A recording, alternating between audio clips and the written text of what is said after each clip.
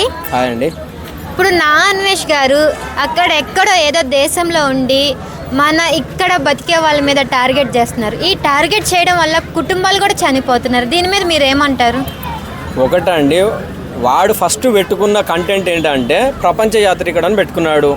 వాడు ఇప్పుడు చూస్తే ప్రజెంటు అడుగు పంచబట్ల సారంగ పనిలాగా వివరిస్తున్నాడు. ఎందుకనంటే ఇక్కడ అఘోరి గురించి వాడే మాట్లాడతాడు, ఇమ్రాన్ భాయ్ గురించి వాడే మాట్లాడతాడు, ఎవరి గురించి అయినా వాడే మాట్లాడతాడు. వానికి నెగిటివ్ వచ్చే ఎవరన్నా ప్రచారం చేద్దామని అనుకుంటే, ఎవరైనా మాట్లాడదామని అనుకుంటే వాళ్ళకి ఐఫోన్లు గిఫ్ట్ ఇస్తాడు.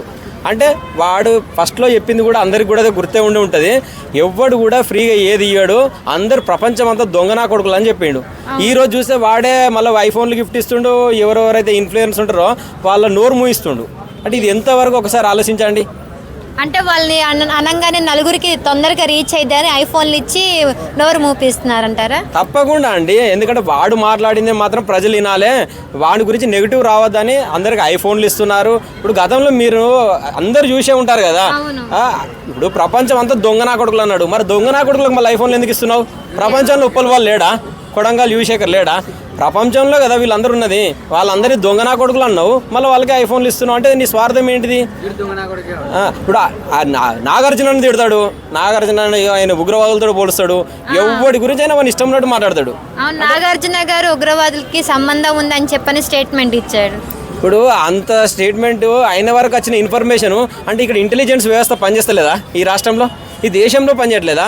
ఇంత పెద్ద పోలీస్ వ్యవస్థ ఉంది, ఇంత పెద్ద హైదరాబాద్ సిటీలో ఇంత ప్రశాంతత అంటే ఇప్పుడు దాదాపు ఇతర స్టేట్లతో చూస్తే హైదరాబాద్ చాలా ప్రశాంతంగా ఉండే స్టేట్. పోలీస్ వ్యవస్థ, ఇంటెలిజెన్స్ వ్యవస్థ చాలా తొందరగా రీచ్ అయ్యేది. అలాంటి ఇంటెలిజెన్స్ కూడా దొరకనంత వ్యవస్థ ఆయనకు దొరికిందట.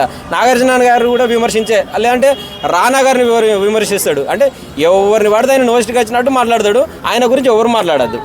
మాట్లాడితే నెగిటివ్ అయిపోతారు, అందరూ నెగిటివ్ అయిపోతాడు. మళ్ళీ ఏంటంటే వాళ్ళ ఫ్యామిలీ గురించి మాట్లాడతాడు. ఇప్పుడు ఇమ్రాన్ వారు ఉన్నారు, ఇప్పుడు ఏమనుంటే ఆయన మీద మాట్లాడాలి, వాళ్ళ అమ్మ మీద మాట్లాడతాడు. వాళ్ళ అమ్మ వ్యభిచారం చేస్తుంది. అది ఎవడు ఏం చేస్తే నీకేం అవసరం? నీ సోషల్ మీడియాలో నువ్వు ఫేమస్ కావడానికి వాళ్ళ అమ్మను వాడుకుంటావు, వీళ్ళ భార్యను వాడుకుంటావు, నీ నోటికి వచ్చింది మాట్లాడతాడు.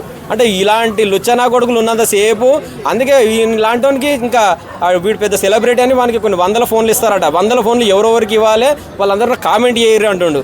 వీడే ఇంత పెద్ద సెలబ్రిటీ లాగా ఫీల్ అయిపోతే ఇక ఈ దేశంలో ఉన్న సెలబ్రిటీలు అందరూ ఎక్కడికి పోవాలండి? వాళ్ళ కన్న తల్లినే పట్టించుకోవట్లేదు. ఎవరిని పట్టించుకోకుండా అంటే ఇప్పుడు వాడు చేసేది జనాలు చూడాలి. వేరే వాడు ఇవ్వడం చేసే ఉంటే వానికి ఏదో రకంగా, ఇప్పుడు మనకు తెలిసిన వరకే ఐఫోన్ గిఫ్ట్ ఇస్తుండు, తెలియకుండా ఏం చేస్తుండే ఎవరికి ఎరకండి. ఇప్పుడు అనేక రకాల అమ్మాయిలతోటి వీడియోలు చేస్తుండు. అది ఒక సెలబ్రిటీ చేసే మంచి పని అండి? అసలు ఆయన సెలబ్రిటీ అని మీరు ఎట్లా అంటున్నారు? మొన్న రీసెంట్ గా మనం చూసుకుంటే అలాగే సపోర్ట్ చేశాడు.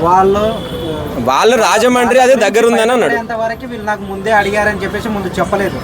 వీళ్ళు ప్రాబ్లంలో ఇరుక్కున్న తర్వాత వీళ్ళు నాకు ముందే అడిగారని చెప్పేసి నేను ఏమంటున్నా అండి, అదే అంటున్నా. ఎవడు ప్రాబ్లంలు ఉన్నా వీనికి ఏదో సమస్య వచ్చినట్టు ఫీల్ అవుతాడు.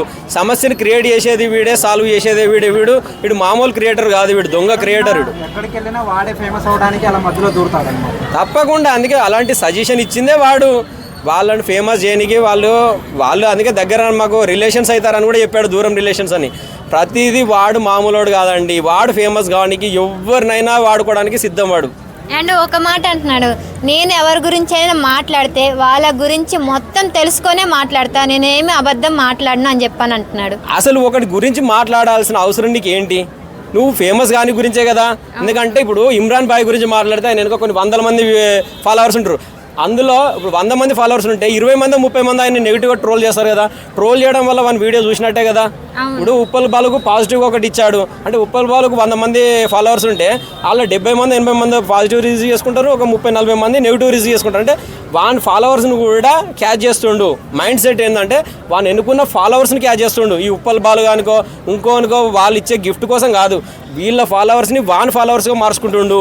ఇది జనం గమనించుకోవాలి. ఒకసారి గమనించుకొని, ఇప్పుడు యువశేఖర్ కొడంగల్న్నారండి, ఎవడు వాడికి ఏం రాదు ఏం పోదు, కానీ వానికి ఫాలోవర్స్ ఉన్నారు. వాన్ ఫాలోవర్స్ని వీని ఫాలోవర్స్గా కన్వర్ట్ చేసుకుంటున్నాడు. అవును, అంటే మీరు కూడా సపోర్ట్ చేస్తే మాట్లాడండి, మీకు కూడా ఐఫోన్ ఇస్తాడేమో.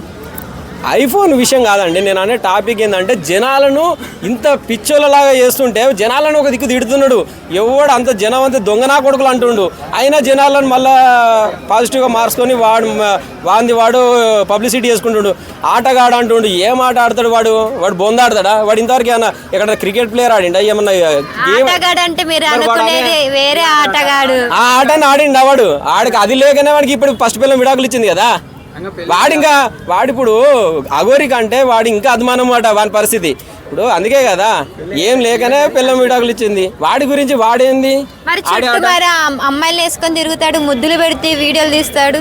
అదే అండి ఇప్పుడు చెప్తున్నాం కదా, వాడిది ఎట్లా అంటే ఇప్పుడు ఏం లేనిది అందరికి తెలిసి ప్రపంచానికి తెలిసిన అఘోరి దగ్గర ఏం లేదంటేనే ఆమె దిక్కు 2-3 పెళ్లి చేసుకున్నాడు అఘోరిని.